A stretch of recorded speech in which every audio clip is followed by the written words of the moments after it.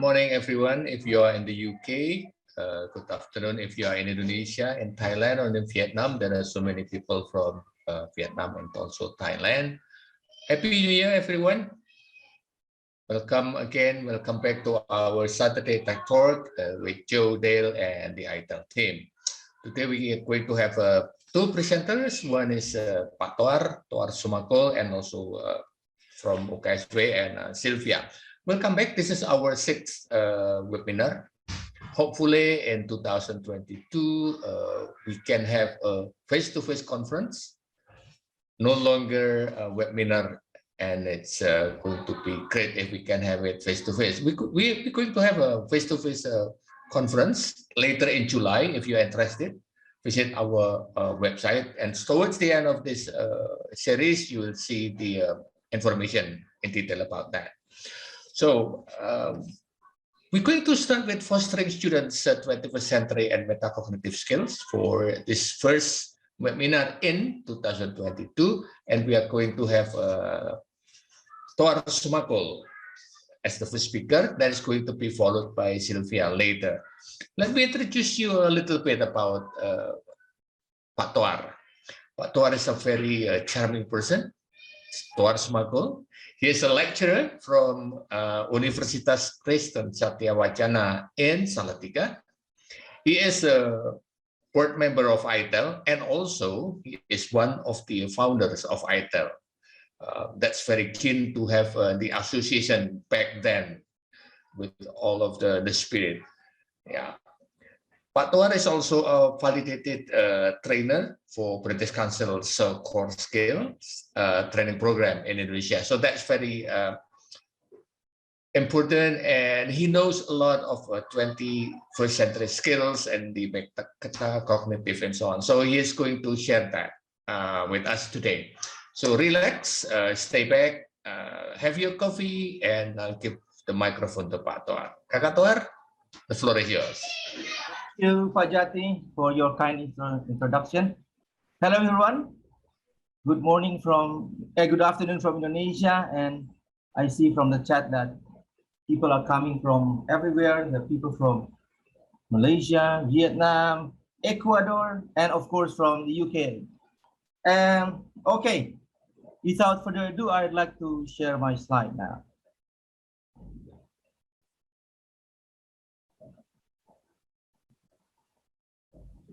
Just want to check whether you can see my slide. Yes. All right.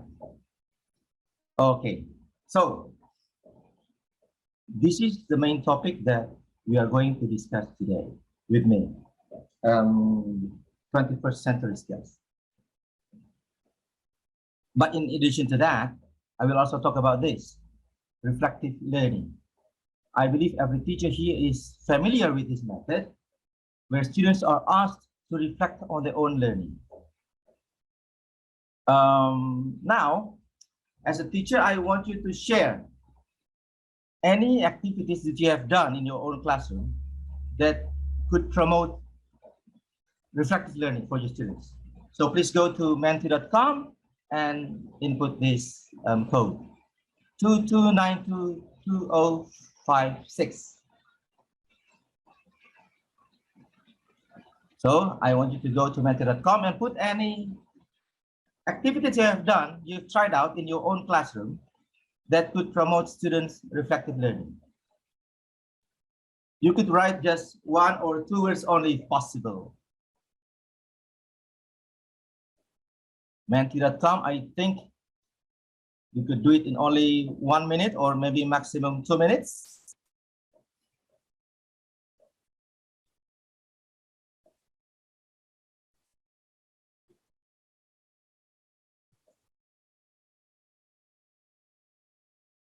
Menti.com with the code 22, 92, 20, and 56. Let's see what is happening at Menti.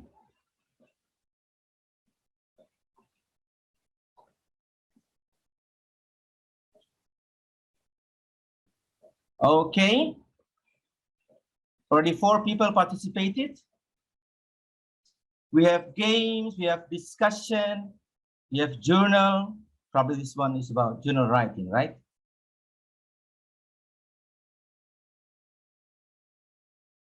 Survey. Okay.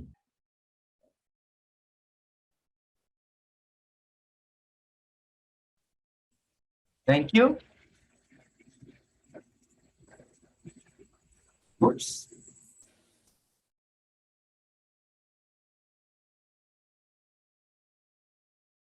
Okay, you did good. Okay, great. Post test, all right.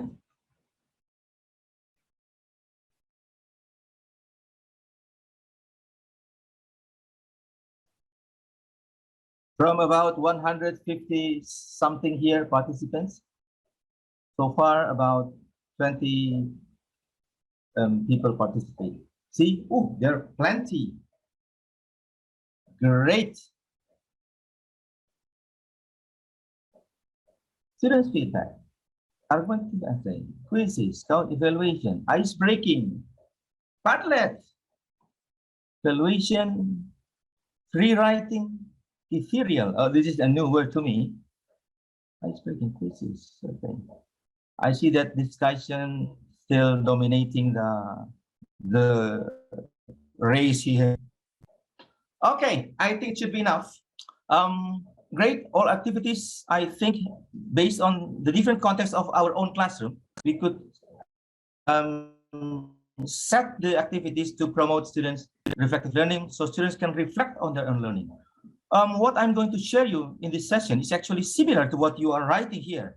I'm going to use several activities to promote students' reflective learning and embed 21st century skills in those activities. Okay, I think it's enough. I'm going to continue.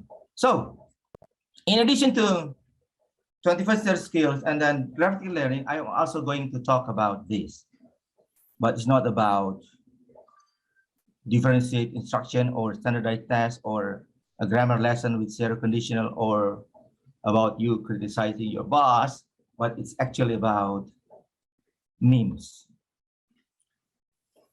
Memes are very popular nowadays, particularly internet memes, usually in the form of pictures, and most of them are made for humorous purposes. And we are going to have this in my session, 21st century skills, reflective learning, and then memes. From these three topics, I actually want to share how to train 21st century skills to our students in a reflective learning activity using memes. But to look sophisticated on the promotional poster and to sound more academic, I choose to have this title: Fostering 21st Century Skills in Technology-Enhanced Reflective Learning. All right, this is our menu for today. So I will start with briefly elaborating some of the conception of 21st century skills and teachers' roles. Then I will share what I did in my own classroom. And at the end, I will show you some simple apps that you could share to your students for creating memes.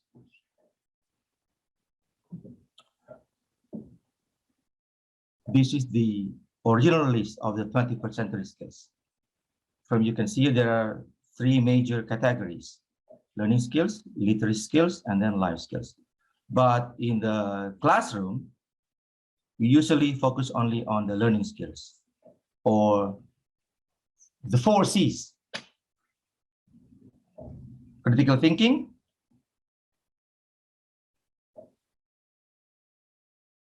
creativity, collaboration, and communication.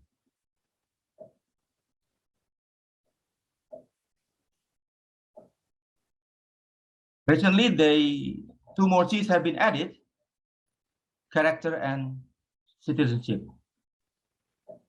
Actually, British Council have their own version of the 21st century skills. It's called the core skills. You can see here the 6 core skills from British Councils. They are slightly different from the previous versions. Here, communication and collaborations are combined, and there is an addition of digital literacy. And I was lucky to be involved in the delivery of the core skills training in Indonesia since 2016. And as Pak Jati mentioned earlier in the introduction, I am one of the validated trainers for this project.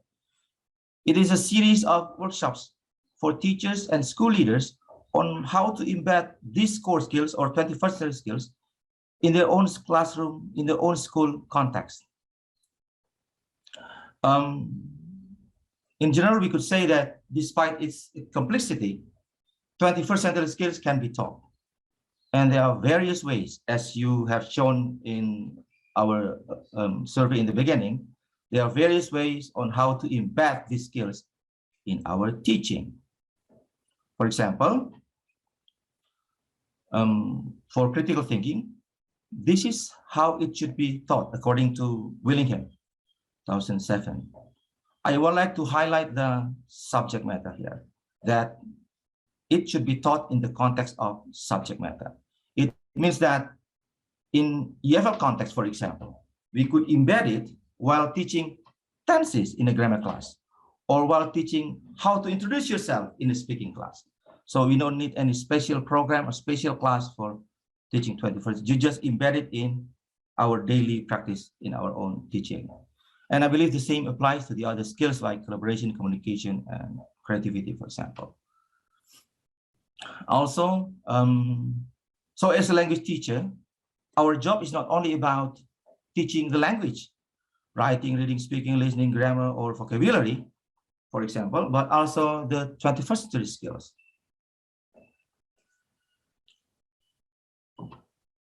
And in relation to technology, technology is also important since it is the core or the main element of the 21st century skills. There are two reasons for this. First, it is an argument for the need of the 21st century skills. It means that the rapid development of technology makes 21st century skills become more and more important for our students. The second reason is technology can serve as a tool that can support the acquisition of these skills. And regarding the use of technology, teachers' competence has become an important issue. Not only teachers' technological skills are crucial, but their pedagogical skills need to be upgraded as well. From this pedagogical perspective, I propose these A skills. As we know, teaching is not only about the delivery of the lessons, but also about the preparation stage and the post-teaching stage. And they are even more important, if I may say. I argue that in this era of technology, technology will play more roles during the teaching stage. Therefore, teachers need to focus more on their roles in the pre-teaching stage and post-teaching stage. Pre-teaching stage, where teachers analyze the context of their classroom, the needs of the students, the learning goals, etc. And then later create or design the activities that are suitable for the learners, especially for them to help them achieve the learning goals. At the post-teaching stage, teachers need to be able to evaluate what worked, what didn't work, and what needs to be improved. If you want to know more about these A skills, you can Google my article I wrote in 2019 about this. It is free and it's free to read and free to download. All right. I think it's enough about some theoretical perspective for this. Now I want to share my lesson plan, or to be precise, my reflection play that I use in my own classroom. You can see from the context here that this is for my students and the graduate university students. So if you want to apply it in your own classroom, you may adjust it to fit your own teaching context. And if you look at the aims or the learning goals here, this is not about learning to make memes, although the product is meme, but this is actually for reflective learning, for students to reflect on their own learning and for students to practice their 21st century skills. Now let's see the step-by-step procedure. This is the opening. In the opening, you introduce the activity and ask the students to work in groups. And then we go to the main activities. There are two of them. First one is when the students choose the topic. They brainstorm the lessons learned and choose only one for that topic. After that, they will create the memes. Students look for pictures on the internet, decide what picture to use, discard what words to accompany the picture, create the meme, and develop 1 or 2 sentences to describe the meme. At the end, when the students have their meme, and they could post their meme and then give comments to each other's memes. In my class, I use an LMS called Schoology for the students to post their memes, but depending on your classroom context, the age of your students, etc., you may use another LMS such as Google Classroom, for example, or you can use Padlet or social media such as Facebook or Instagram, or you can just use, for example, WhatsApp group. That's all about the how I embed 21st century skills using the creation of memes in my own classroom. But of course, up to here, some of you may have the question. Where are, sorry, it's grammar mistake. Where are the 21st century skills? How are those skills being practiced by the students? So now let's go back to see every step of the procedure then. In the opening, first of all, when you introduce the activity to your students, it is very important to explain the learning objectives so the students understand what they will be doing. When the students later work in groups, some of the 21st skills can be practiced, such as communication, collaboration, and even character or students' leadership. Later, when they work in groups and have to choose one topic, in addition to the skills mentioned earlier, this is also the time for them to practice critical thinking. They need to analyze the problem and come up with solutions, which is the topic that they're going to use for the meme. Citizenship may also be informed when the topic chosen is about a global issue. When the discussion is conducted online, digital literacy, particularly on netiquette, can also be practiced.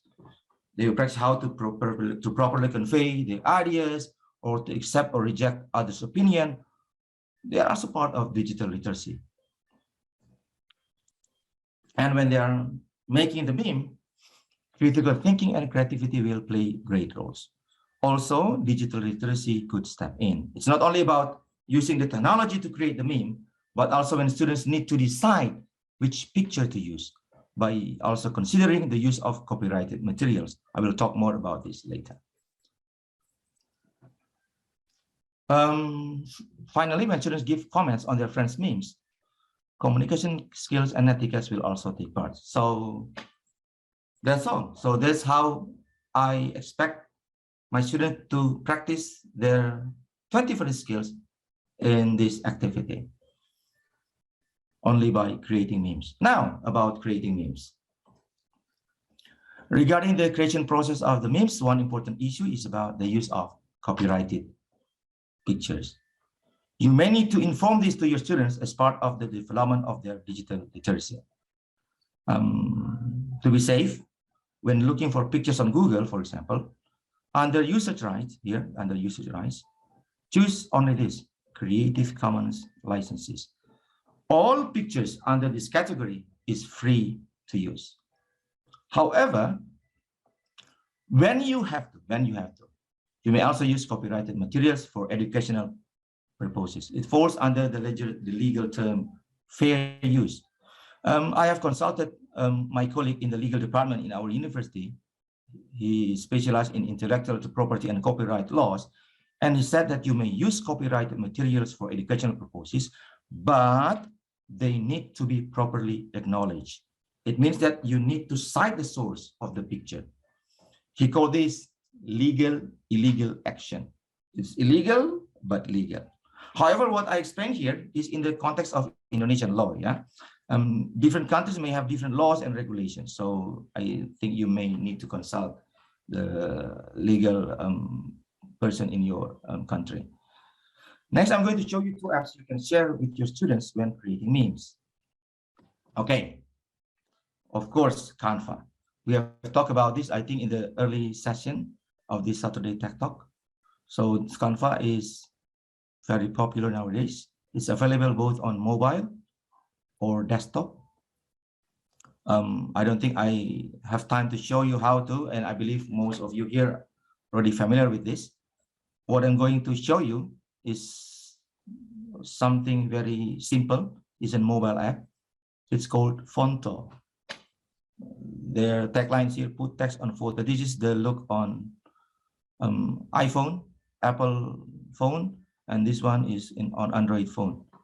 Of course, there are many other apps like this, but I like Fonto because it's free, simple. There are, of course, advertisement, but it's not disturbing and very easy to use.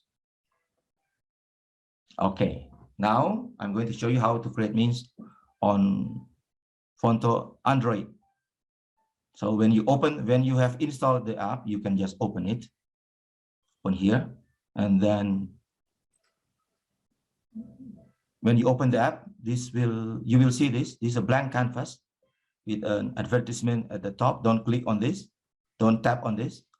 You go here to the image symbol on the right corner, and it will open your image gallery. And from there, you can choose, from the gallery, you can choose any picture you want from the gallery.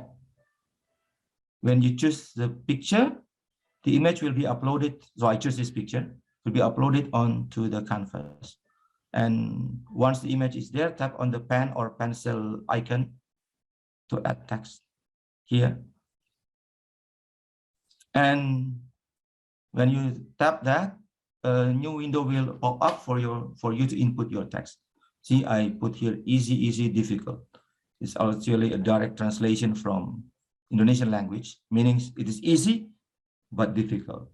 So there are also two options here to align the text and to choose different fonts for your text. And once you done with that, so this is your text. You can still further edit your text here, change the font, change the style, including colors here, change the size, tilt, and move the text anywhere. So this is the image, the meme that I created using this.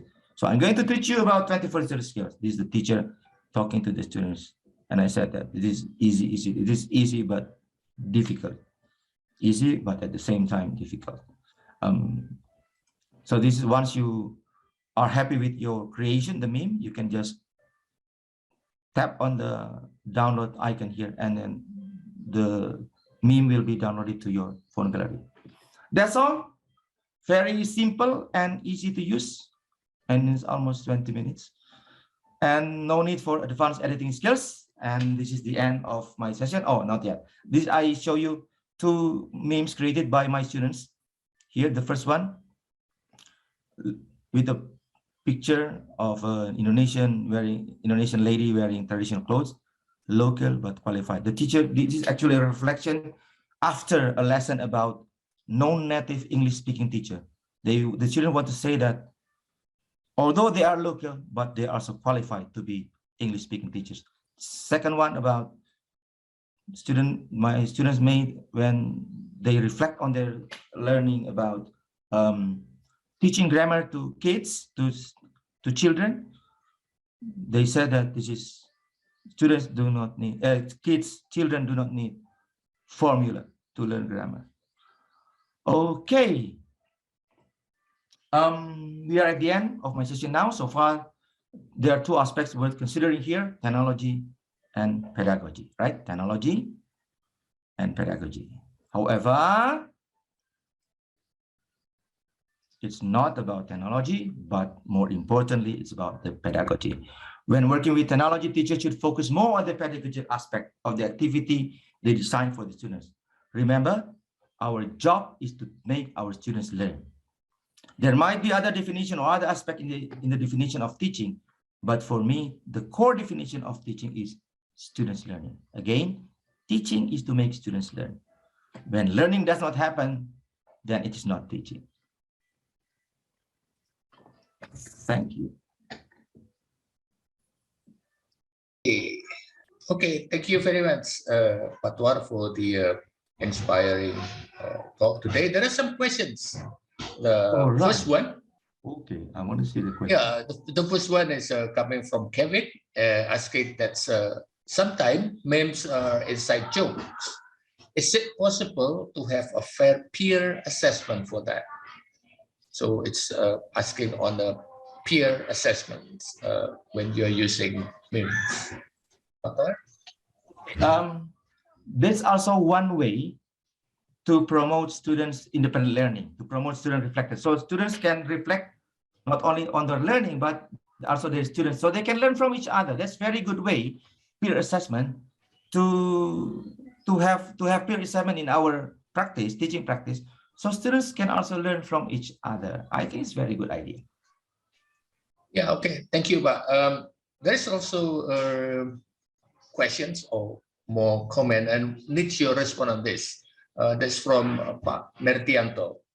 How do we evaluate students' work when they are trying to be cynical to current political issues, for example, and maybe a little bit in a quotation bullying some politicians? How will you respond on that, Atoan? So this is also part of digital literacy, right? I mean, although we are on the internet, but we need to be polite as well. It's part of the netiquette. When you don't want your feelings to be hurt, so don't hurt other people's feelings as well. Although through memes, only through pictures. So we need to also train them to our students. So the internet is not just without filter. It's like when you are talking to people in front of you. So it's like what? So we cannot say that it's a different word. It's our word right now. So we need to train our students, especially about political issues. Be careful. We have the laws and regulations in Indonesia about this. You know, the internet and technology, something ITE law. So we need to, from as early as possible, train our students not to say things that may later harm them, something like that. Okay, this is a very interesting one. The last questions for the session, and then later we're going to have a longer session for discussion after Sylvia's presentation. Okay. Just one more part. Yes. After getting the data from your group of memes, along with the learner's comment, what features actually should be analyzed?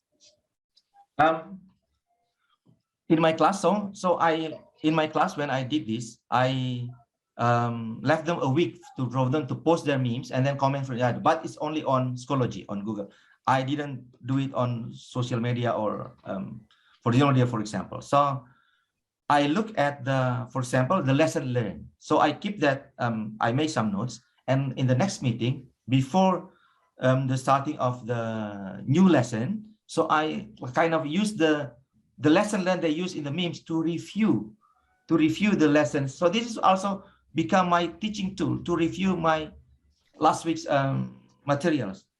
And I also see about netiquette, for example, when they are criticizing their friends and how they use the language to criticize or to complimenting their friends, something like that. So I also see the linguistic elements of their communication.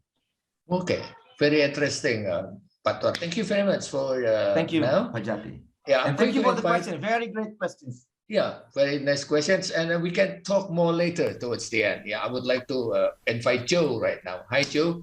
Can you introduce Sylvia for the next, so that we have a complete about 21st century skills from Indonesian perspective? TOR experience using that inside the class is now your turn. Joe. Fantastic. Thanks so much, Pagjati, and Happy New Year, everyone. It's lovely to be here. Number 6 out of the 10 webinars in the series. Absolutely fantastic. And as you all know, today's session is looking at 21st century skills and metacognitive skills in particular. So it's my absolute pleasure now to hand over to Sylvia Bastow, who has really impressed me in various presentations that she's given in the last year or so for the Association for Language Learning and for other organisations. She's speaking at the Teach Lang event coming up next month, along with Esmeralda Salgado, who's going to be presenting at number 7 in the webinar series. So Sylvia is a real expert on the use of metacognition in the languages classroom. And so when this topic came up, when we were putting this program together, Sylvia was the first person on my list to contact. So I was really thrilled that she said yes. And Sylvia's going to introduce herself, tell us all about herself and her background, and her roles and what have you in teaching languages. But we're in for a real treat now. It's absolutely fantastic that Sylvia's agreed to present for us. So we're going to hear from Sylvia in the next 20 minutes, as per normal. If you could write your questions in the Q&A box, I can then put a couple of questions to Sylvia, and then we'll open it up afterwards to everybody with some more Q&A. Thank you so much for sharing your presentation, Sylvia, and over to you.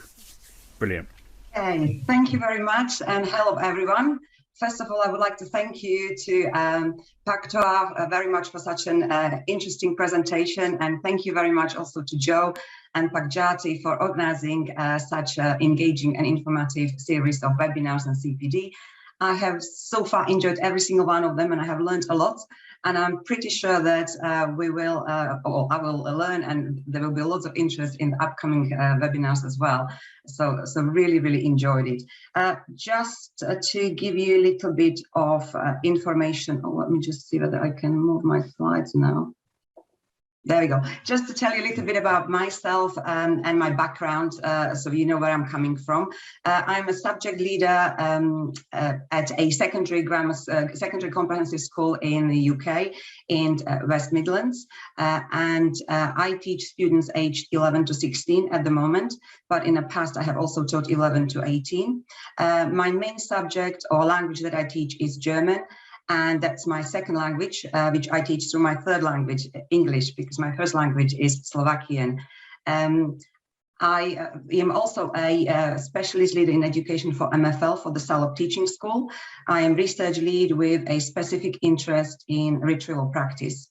GCSE examiner. Now, if you are not familiar with this qualification, because it's obviously UK qualification, it stands for General Certificate in Secondary Education, and our students gain this qualification at the end of their secondary education, and I'm examiner for the higher writing paper.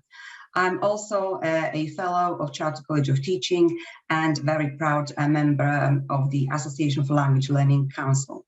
Now, if you are on social media, you can follow me on Twitter. You can see my Twitter handle at the bottom of the slide. I also write an educational blog for our Bastov MFL, which you can see again the website at the bottom, or you can just scan the QR code and it will take you straight away to the website, where I share regularly ideas, reflections, but most importantly, free resources for language teachers. Now, many of these resources are adaptable to any language you teach or you choose, so they're quite easily adaptable, and the strategies and methodology is quite easy to follow and adapt as you wish. I'm extremely interested in teaching and learning languages in evidence informed and evidence-based practice, and really looking at how we can incorporate the research into our classroom. How can we marry up the research with the classroom so it is effective and it improves outcomes for our students. If you have any questions after the session, which we might not have time to answer, I'm quite happy for you if you email me. You can again see my email address at the bottom of the slide. Okay, so let's get started. Now, metacognition, or thinking about thinking, is a topic that is always widely discussed in the British secondary education. And it has been really in the spotlight probably for the past 50 years.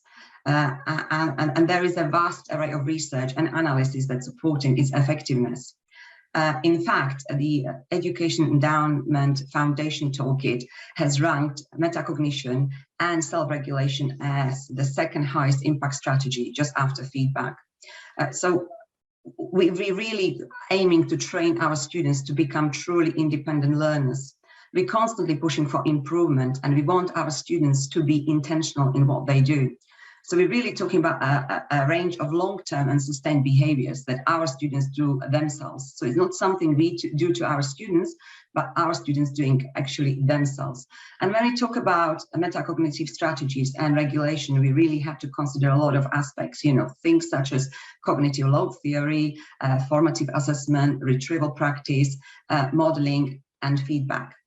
Now, Tova Michalski in his paper 2013 talks about really 4 stages that we need to consider, or students need to consider when they're approaching a task, when they want to tackle a task. And he talks about comprehension, so really understanding what it is that they need to do, understanding the task, what I know about the task, what do I understand about the task, and then also about connections. So have I come across this task before, for example? Are there any links between the topics? Because it might be that they are writing a piece of writing, for example, it's any piece of writing, and it's on a specific topic. So it's thinking about, have I seen something similar in a different context? Then also looking at the strategy. So what is the best approach to complete this task? How am I going to go about completing the task? And then finally, reflection. So how successful was I completing this task? Have I done enough? Have I answered all of the bullet points that I need to do? Have I included all of the grammatical aspects that the task is requiring? So we really want our students to ask themselves the questions, for example, what is the task about? Have I done this task before?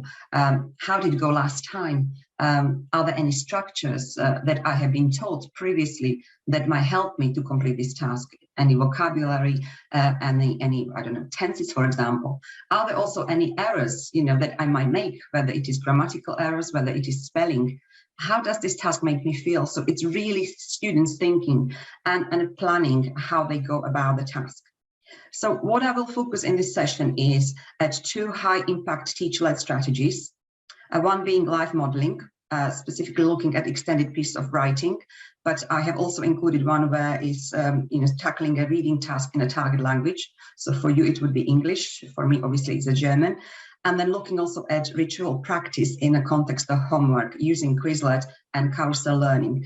I'm pretty sure some of the websites you might be familiar with, some of you maybe not as much, but I will try to explain and show as much as I can within the time limit.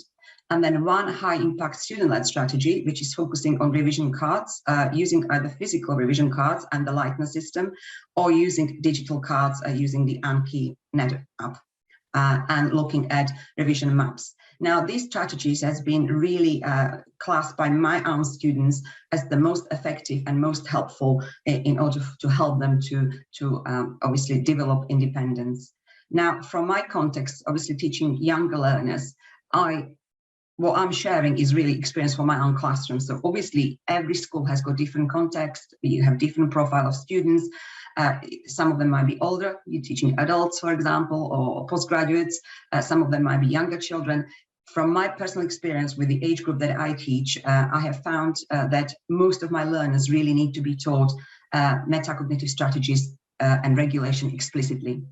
I have some students who are more mature or higher attaining students who have developed their independence quite implicitly. They found the ways how to go about a task. They're quite good with self-regulations. They have found ways how to do revision, which is effective and obviously helps them to retain the information.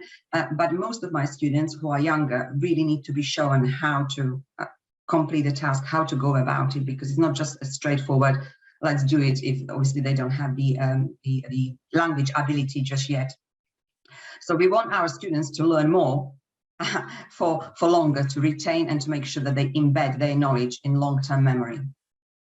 So if you look specifically now at live modeling, now I have, when I started teaching really, I often spend a long time in my lesson sequences teaching students bits and chunks, and we've done vocabulary, we have done grammar, we looked at how the language works together in connection, and then we would come to the production phase, and I would say to the student, okay, we've done all of this, we need to now, we're going to be looking at writing, I don't know, blog, or maybe an email. You have all of the tools. We have done it over the, I don't know, amount of time, 6, 7 lessons. Now I would like you to complete the task. And the problem I was encountering is that even though I taught all of this, when it came to the production phase, students were still puzzled. They did not know how to go about a task. They did not know how to plan the task, how to execute the task. So I started to use live modeling using Visualizer, which I will show you later on which is basically a camera which you attach to your laptop, which then allows you to live model on the actual paper, on your template, on your in your exercise book, where you physically complete the task while it's projected on an interactive whiteboard, so students can follow. You're doing it exactly in the book, so they exactly know your thought process. So it's almost like you are thinking aloud. What are you doing? And explaining students why are you doing it, okay? But you don't have to use a visualizer. I'm pretty sure Joe will tell you that you can use a second device to do that as well. So it can be quite cost effective in the sense that you don't have to buy a visualizer. It's basically a camera, and I will show you two which I have used in the past. So it's modeling the process, how to approach the task. So dissect the task, highlight the previous links, the topics, the vocabulary, the structures, annotating the task. It's really important for the students to really understand the process, how I'm going. It's demonstrating the process and really showing them the modeling of the metacognitive regulation, what it is they need to do before they even tackle the task. So the planning stage, during the task, so the monitoring, and then after the task, evaluating the task.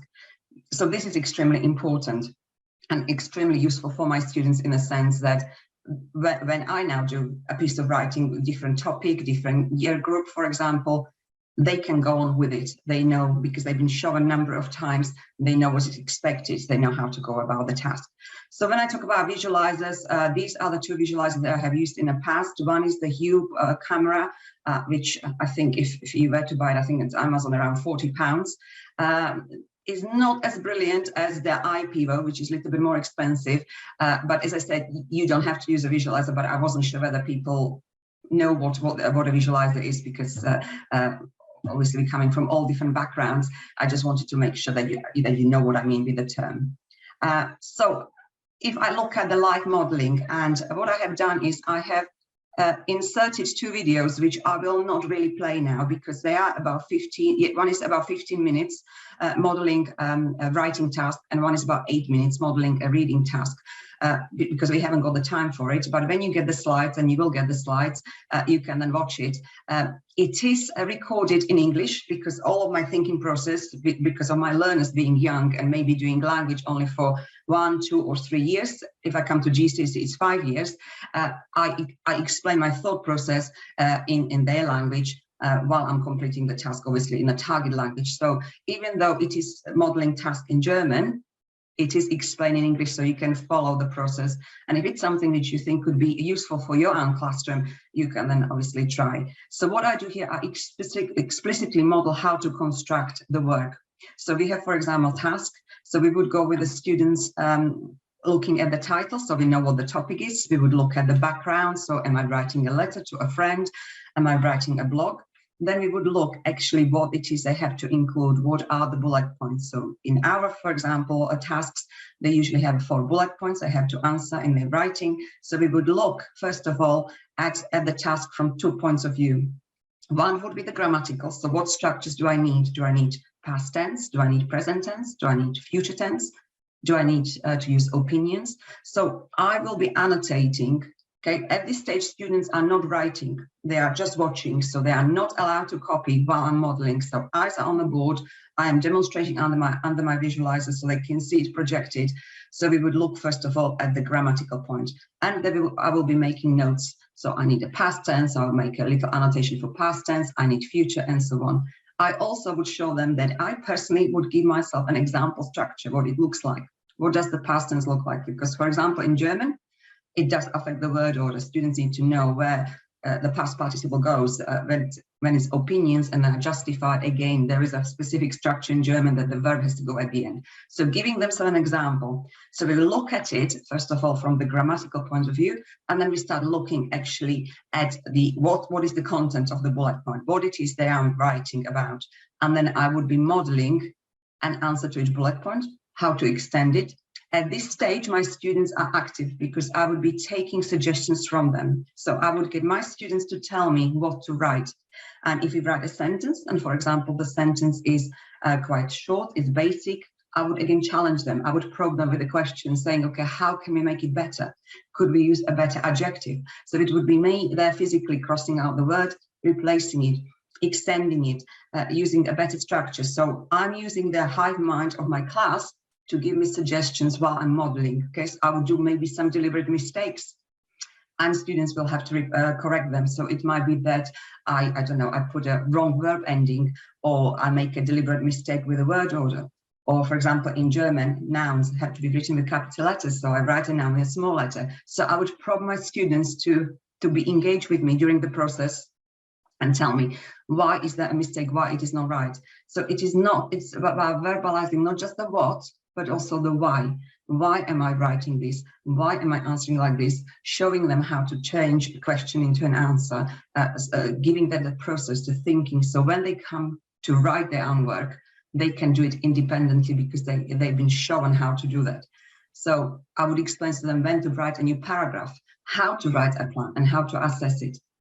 So all of these would be modeled live in a class, but students are, as I said, not writing, they're not copying what's on the board, they're literally just watching. Now, with the recordings that I have attached, these are actually just me modeling, no input from students, because the video would be very long if I recorded it. So these are actually me just modeling my thought process, so my thinking aloud, really, what I'm doing. And I use these for when students are absent, for example, because obviously we had the COVID situation, lockdowns, remote learning, remote teaching. So I would be posting it to students as a reminder how to go about a task. But for their assessment, then, for example, they would have a different task. So it's not that they watch and copy.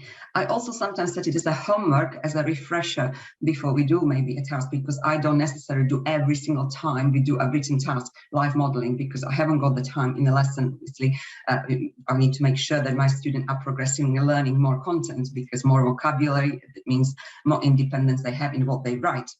So these are, if you would like to have a look at, you can have a look at. But I also do live marking under the visualizer, which I'll show you in a minute. Okay, so I use the visualizer also collecting some pieces of writing and then show students how under the visualizer live, how I mark, why I mark the way I mark, and why it is important. So what we also do is in terms of trying to get our students independent. Just before I move on from the videos, I mean, the videos, I have been really inspired some other colleagues who are really generous with sharing their ideas.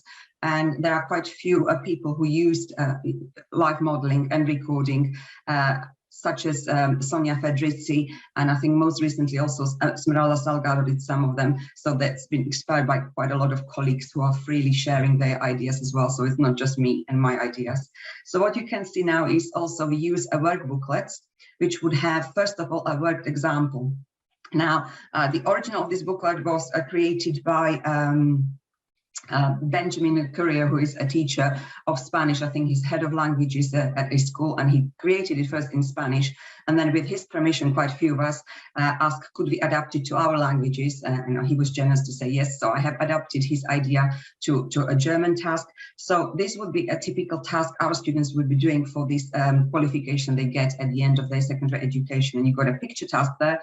And what I have done is, I'm not sure how well you can see it, they have to write a description of the picture and they have to write an opinion. So I have broken it down and I have shown them obviously how to answer the question for the description, how to include opinion. And then you've got another types of activities again, which are broken down literally, you know, do they have to write present? Do they have to write past? Is it an opinion? Is it in future? And then in chunks, really modeled an example, a good one.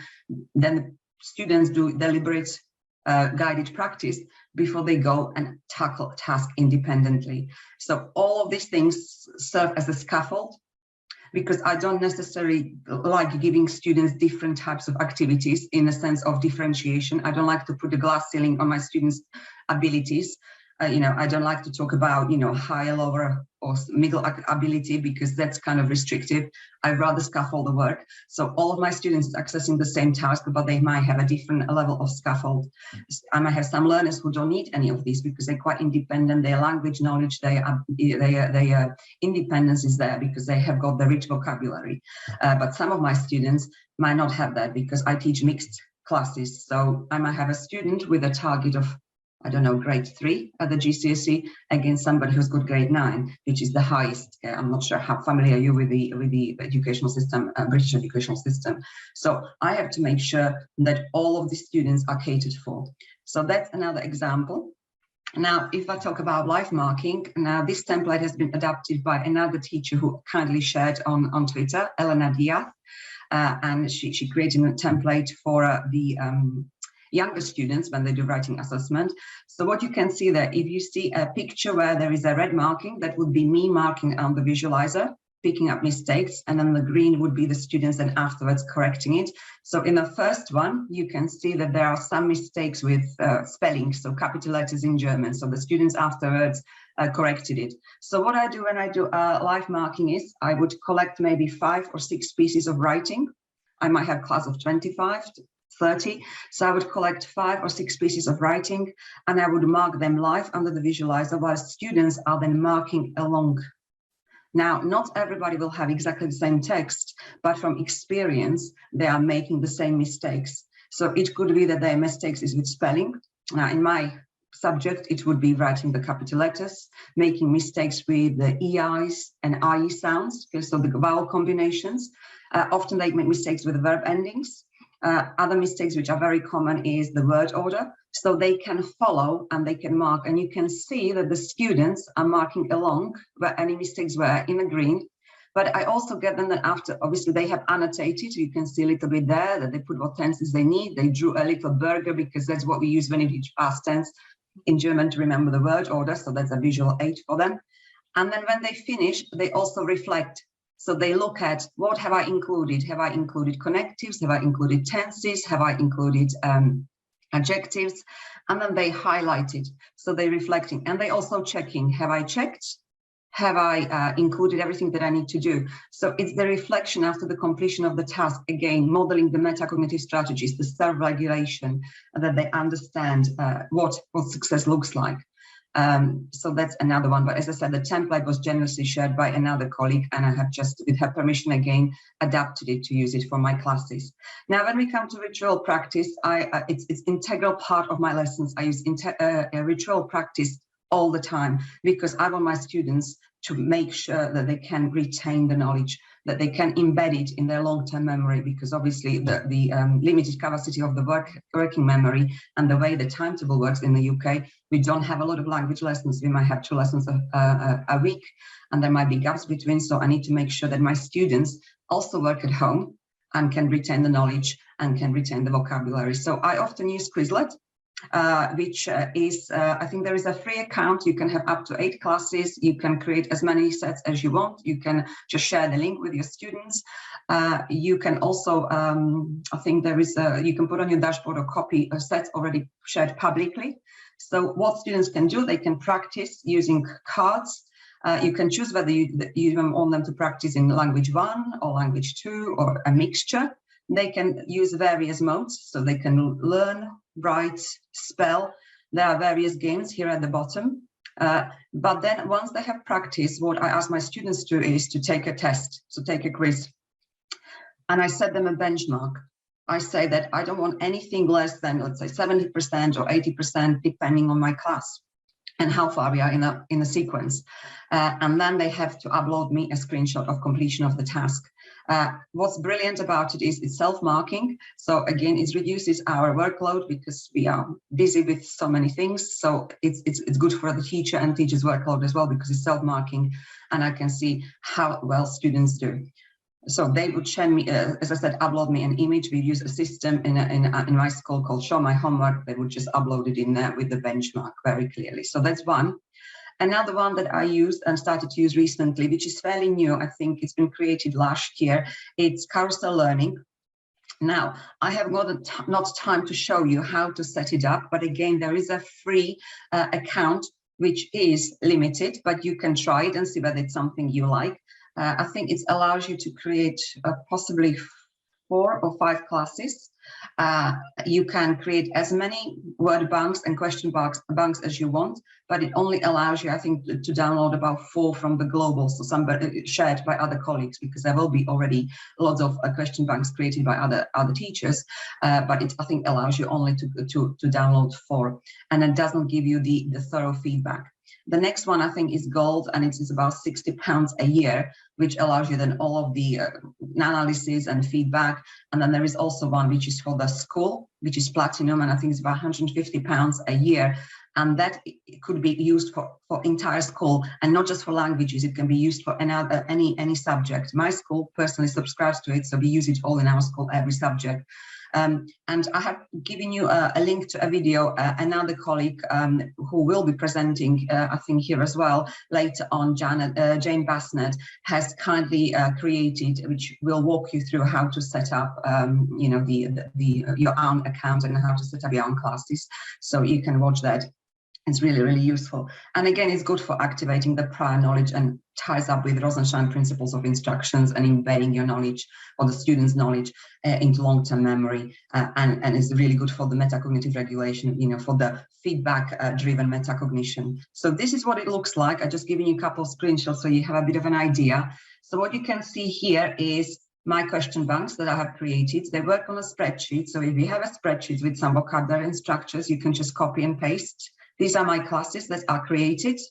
Have a nice set homework. So I give them homework. Again, I set always a benchmark because I don't want students just send me anything. And then it gives me really thorough analysis, but this is the one where you have to pay for, okay, to get the analysis.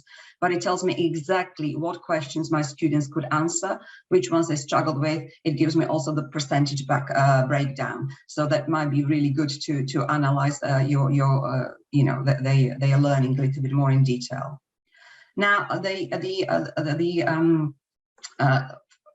student-led strategy, which I use very often, is obviously flashcards, which you probably will know. I have got quite a few students who prefer to have actual physical flashcards, so I have created this infographic, how to use the likeness system.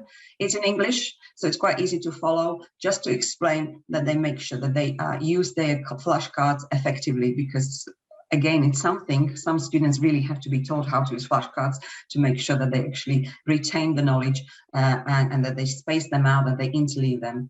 Now, the carousel learning I have just shown you before is really good for the interleaving. Okay? It will interleave the topics for you as well, so you can choose which topics, you can choose the questions you want them to test, or you can just choose randomly. So students using physical flashcards, I explained the likeness system to them. They often like also to use revision maps or revision clocks. How they work, obviously in the middle you put the topic, and where you got the different sections, I get also students to often brainstorm. Can you brainstorm vocabulary to go with the topic? I might ask them to brainstorm adjectives, nouns, verbs, connectives. I might ask them to brainstorm structures in different tenses, to brainstorm style, opinion phrases, justifications. It might be that I ask them, can you use comparatives or superlatives? So it's really just to see, and this would be really from memory. It will not be using any notes.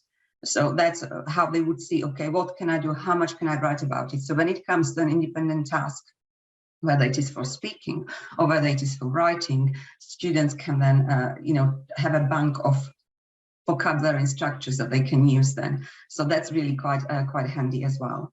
And we are nearing, I'm looking at the time, I think I'm nearing to the end. This is the applications that is very useful for digital flashcards. An app which I have known previously, but I haven't really explored that much until I have watched a webinar by Richard Vesoli, which he has done recently for LinguaScope. And he really gone into detail how to use the AnkiNet app. Now, this app is absolutely free, and the web version works also on the phone browser. So I put some links in there. I have asked for his permission to share his obviously ideas with you today, and he was very pleased to do for me to do that. It does use algorithm paid for spaced practice. Little bit of caveat, which I would say is it's really, in my personal opinion, it's more suitable for all the learners or mature learners. So I would say, you know, maybe AS level, A level, I'm not sure what the equivalent is, obviously, in Indonesia of it, but we're talking about students maybe aged 16 onwards.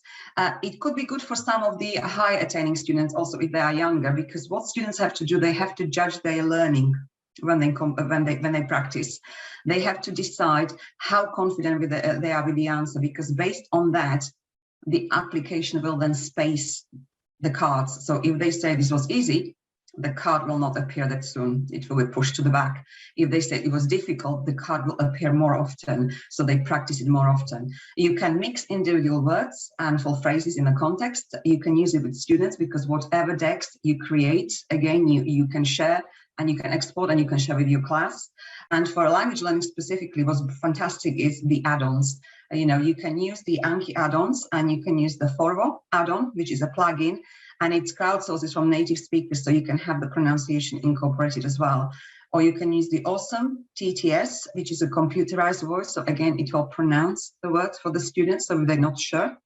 And it also, you can also encode images with the image occlusion. So if I show you what it would look like, just a screenshot from one of mine. So this is obviously in German. You can see that you got there was the word, then you got the pronunciation, you got the even picture. And this is what I was talking about, making the judgment, how easy it was, because students had to click on it. And that's how the algorithm on the spacing works. And then again, and gives the students progress as well, so they can see how well they are doing. Now, I think this is possibly all from me, and I'm happy for any questions. I know I probably quite whizzed through it, judging the time, but I hope it wasn't information overload. No problem at all, Sylvia. That was amazing. Absolutely amazing. Thank you so much. You've given us a really comprehensive overview of some really practical metacognitive strategies and how to apply them in the languages classroom. And I really love the way in which you gave a range of examples in German, but said how they could be applied in the English language classroom. That's absolutely perfect. We've had lots of questions. So let me. I can answer them. Yeah, no, you'll be fine. You'll be fine. We'll do a couple of questions for you personally, and then we'll open it up to the other to Tor as well with the other questions. But there's a really good question here from Azran. Azran's been amazing with asking lots of questions. But she said, how do you measure learners' metacognition online, since it's an issue during the pandemic? What were you doing when, for example, when we were in lockdown, the first lockdown, in relation to measuring the learners' metacognition when we're doing remote lessons? What would you answer to that, Sylvia? So what I was doing, we were still using, for example, because of the nature of remote learning, a lot of it was written work, because obviously the spoken work is quite difficult to judge, because you might not have everybody joining online, because we had some issues. Some students didn't have access to internet, and we also done a lot of pre-recorded lessons, because students then watch them in their own time, because if there were siblings in the family, they might have had one laptop, they could not be on the same time. But we would be still judging it on the written assessments, for example, because you would see they would still have the cognitive process of it, the annotating the task, the responding, the reflection. I might have asked them, can you then on your writing highlight specific structures? So they're still going and checking. Okay, because what I ask also students, once they complete a task, I want them to then take another pen, and when you're doing and checking for your errors, can you just circle them in a different color? So it's teaching the metacognitive strategy of checking, because that's from my experience, one of the things my students often don't do. They complete the task and it's done. And they forget, it's the very self-regulated students who will go and check the work. But many of them will say, I'm done. Have you checked it? Oh, no. Okay. So go and check, and please use a different pen so you can spot your mistakes, because it's a practice. Okay, unless we obviously do an official exam, it's a practice. So everything is practice. So that's how I would do it, okay, in the remote classroom. That's fantastic. Thank you so much. And it was really interesting the way in which you talked about the two visualizers that you would recommend, the iPivo one and the Hue one. And you were saying about using, say, a second device if you were in, say, a Zoom call. That was something which I certainly tweeted about at the beginning, when I think lots of people didn't realise they could use just a phone or an iPad to have a second device. So for those people listening who haven't tried that, all you have to do is join the session, be it on Zoom or Microsoft Teams or Google Meet, with a second device. You just have to make sure that you've muted the audio, otherwise you're going to have an echo. and then you simply point the camera downwards. You maybe put it on a set of books, or however you want to position it, or if you're lucky, a tripod, and then you can then model the language, be it on a piece of paper or a mini whiteboard, and you can do these sorts of metacognitive strategies in the way that Sylvia's talked about. So that was fantastic, brilliant. We've got time, I think, if we do one more question, and then we'll open it up. So let's have a quick look. We had lots of really good questions. Let's have the next one. Right. How do you encourage young learners to be independent learners to learn their target language, in this case English, when they don't have any motivation to learn? This is from Martini saying, I'm a teacher of English in a public school where my students come from families with low economic backgrounds. What would you recommend about engaging students and promoting motivation using metacognitive strategies, Sylvia? I personally, I have a lot of students who don't see value in languages. They think I will never use it. So what is the point of doing it? I think the greatest thing for motivation is really giving students the feeling of success, that they can be successful with what they're doing. And that's really looking at the methodology you use to deliver the language. The problem in the UK we have a limited amount of time to teach language. It's a lot of content. So I would say really narrowing your content, looking at what it is the core you want your students to know, what is the absolute essential you want them to do, and then practice it in really engaging activities. I mean, I don't know whether I can say it here, but we personally use a methodology which is called EPI, which is being developed by Gianfranco Conti, and it's really extensive processing instructions, and it's a lot about learning language through listening and reading. It's really learning language for communication purposes, and we do a lot of engaging activities. I use a lot of mini whiteboards, which are, I don't know whether you know what they are, plastic whiteboards where students write answers, I dictate, we do translation, and they love it because they're not worried about making mistakes. They can see the success really instantly, and it's just built the self-efficacy. And I think when they see that, yes, I can do it, it's because languages are difficult, aren't they? They're not easy. If they can experience the success, I think that's one of the greatest motivators. So I don't teach personally grammar explicitly. It will be a pop-up. So they learn structures, and then we will go into explain why it is there. Because I think often my students would say that languages can be boring if you go really didactic.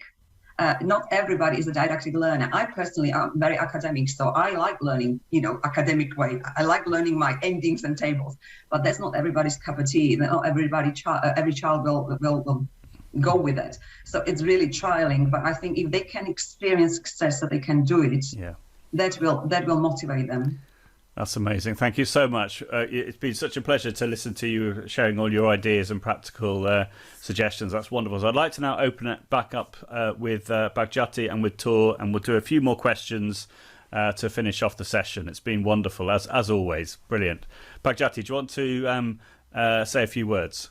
Yeah, thank you very much for the wonderful presentation. Both give us a lot of ideas, practical from Pak Toar and some wrap-up theory and also practical tips from Sylvia.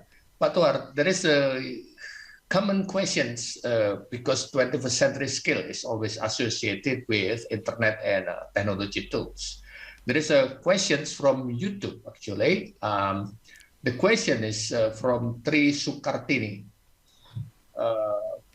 It's a very interesting teaching and learning method, but I have problem that some of my students, they don't have a sophisticated mobile phone, which supports some of the application. Is there any suggestion to use a low bandwidth or some other tools? Pak Toar? Okay. Okay. Thank you, Bhagjati. Great question from Ibu Tri, right? Yeah. It's from YouTube. So for me, if your students do not have the technology, you don't have to force it. But you can just do what you can. Just song from Bon Jovi. From Bon Jovi, right. Okay, you use any materials that you can use around that the students have. You can use papers, you can use pencils, you can use anything. I mean, you don't have to force yourself. The 21st century skills, although it is closely related to technology, but for example, like critical thinking, communication, collaboration, they can be done without technology, without digital technology. Just only, for example, just using discussion, just using question and answer. When the teachers know how to do it, I mean, teachers can guide the students to develop these skills. Okay, thank you. I agree with you. So technology is not a must. Actually, there are a lot of other ways that you can use a lot of tools around where the students live. You can use paper, you can use other things. Yeah, but we have to know what's behind that. Actually, critical thinking and so on. Yeah. There is another question from the YouTube from Silver, Sai Silver. How to respond to a student who gave a suggestion, but they are not suitable or good enough to the writing without making them feel bad. Is there any suggestion, Pak Tuar? Anak nakal asking questions not really related to the meme or to the writing. How will you handle that? Well, depending on the context, actually, this is not like a fixed formula. I mean, from my experience, if it happens in my class, usually I will answer it, put it in a funny way, not to hurt his or her feelings, and then just you will find. I don't know the exact question or in the exact context, so what I can say is just find some way to also develop their learning, not to hurt their feelings, something like that. Yeah, so it's more encouraging comment. Yeah, something like that. Yeah. Okay, Fantastic. Thank you, Pak Tuar. Lovely. And on that point, if it's okay, if I could ask Sylvia another question around metacognition, which is similar, which is a nice segue, I think, from what Tor just said, which was from Deanne in the session.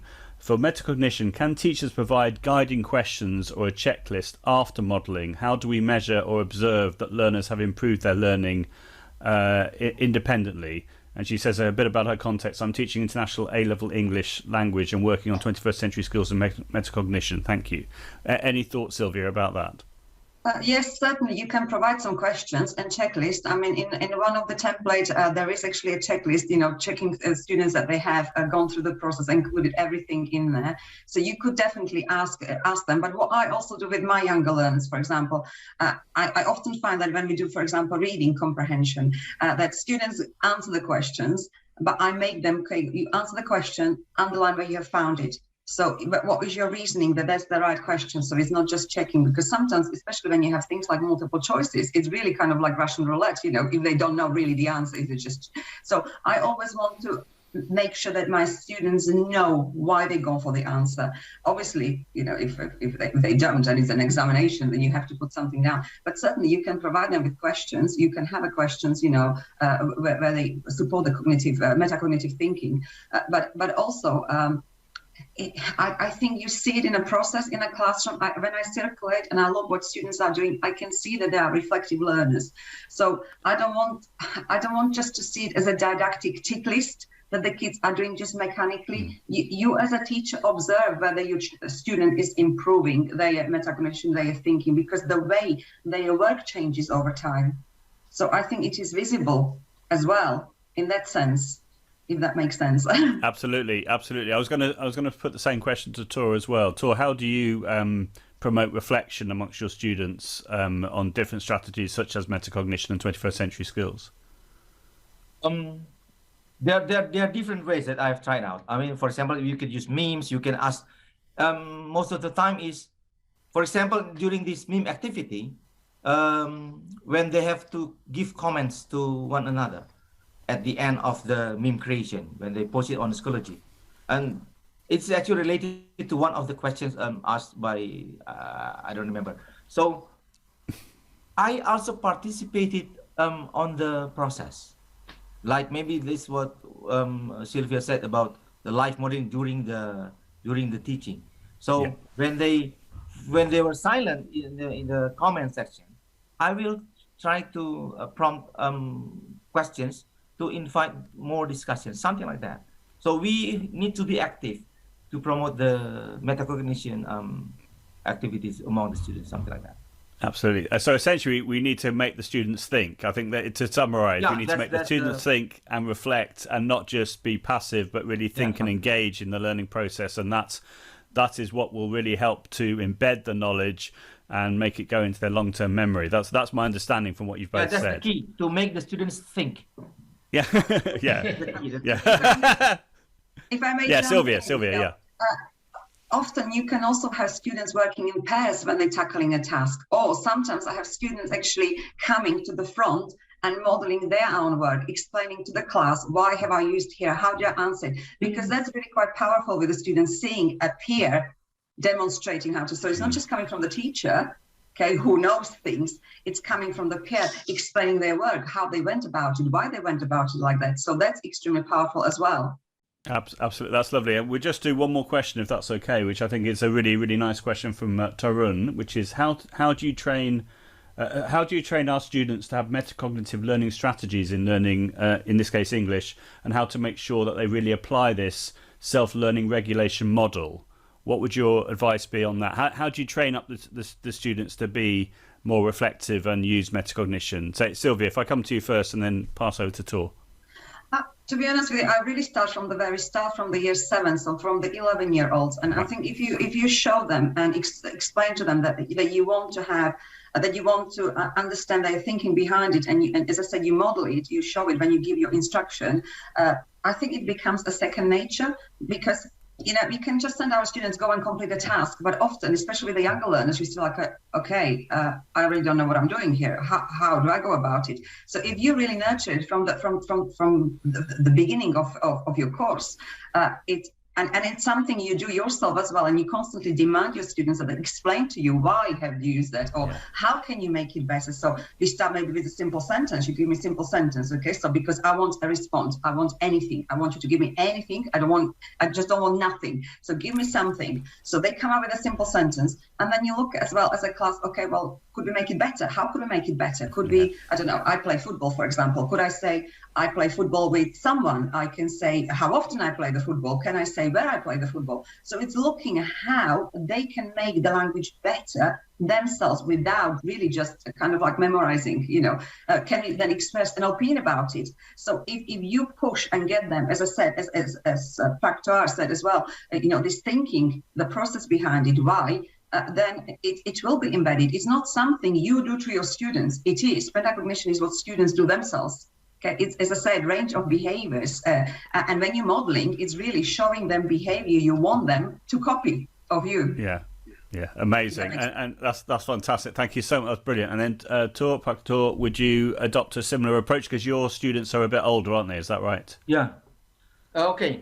For me, the most important thing first is the students must know what they are going to do and what the teachers are expecting them to gain later. So this is about the learning objectives. And always encourage not individual learning, but peer learning. Like whether they work in pairs or they work in groups, and teachers need to participate in between. And don't give them one big task. Okay, write an essay about this. You need to scaffold the activities. Make it into smaller chunks so students so it's easier for students to work on, something like that. That's what I usually do in my class. Yeah, absolutely. I absolutely agree with that. Yeah, chunking is so important. Absolutely. Fantastic. We've had so many questions. Unfortunately, we've run out of time now, really. We've gone over a little bit, but it's been an amazing webinar. It's been fantastic. So apologies, we've not been able to put every question that we've had into the amazing speakers. But that's just life sometimes. But it shows how engaged and how interesting the content has been. The fact we've had lots and lots of questions and comments. It's been wonderful. So without further ado, I'd like to hand back to Pagjati to wrap us up. But thank you so much for everyone coming along. The first webinar of 2022. Again, I'd like to wish everyone a Happy New Year. And I really hope that you found the session useful. As per normal, we'll be uploading the recording onto my YouTube channel. It'll also be available on the if you're watching on YouTube, it'll be available there as well.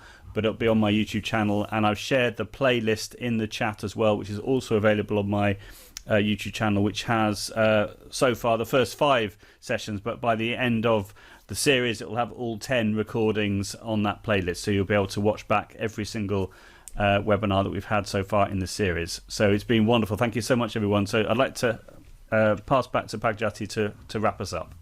Okay, thank you very much, Joe. Thank you very much, Sylvia. Thank you, Pator. Thank you very much.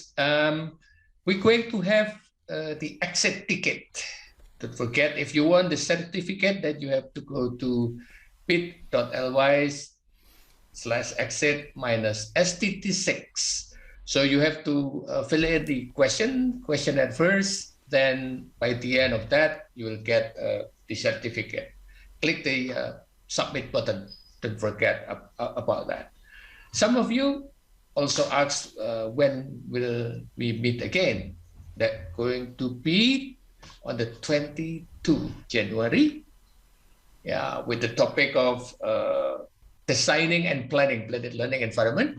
I think that's a very useful later on after the pandemic. It's going to be two speakers, one from Indonesia, Ibu Neni, and will be with Esmeralda, that's from the UK side. Yeah, so you can register in bit.ly/PC-iTell-22 January or Jan. Yeah, that's already in the chat box, everyone. Yeah, and also we're going to hold a conference. This is face-to-face conference. If you are in the UK, please come to Yogyakarta. That's a nice city, actually, very historical. If you are in Thailand and you are in Vietnam, come and visit us later in 7 and 8 July. It's going to be face-to-face. And we are planning to have more speakers from the UK. We are still working on that. So far, we have plenary speakers 4, and then 3 featured speaker and somebody from UK. We still work on that, and we will put the announcement soon. If you got ideas about the use of technology and language learning, yeah, abstract submission still open until 14th of February. Yeah.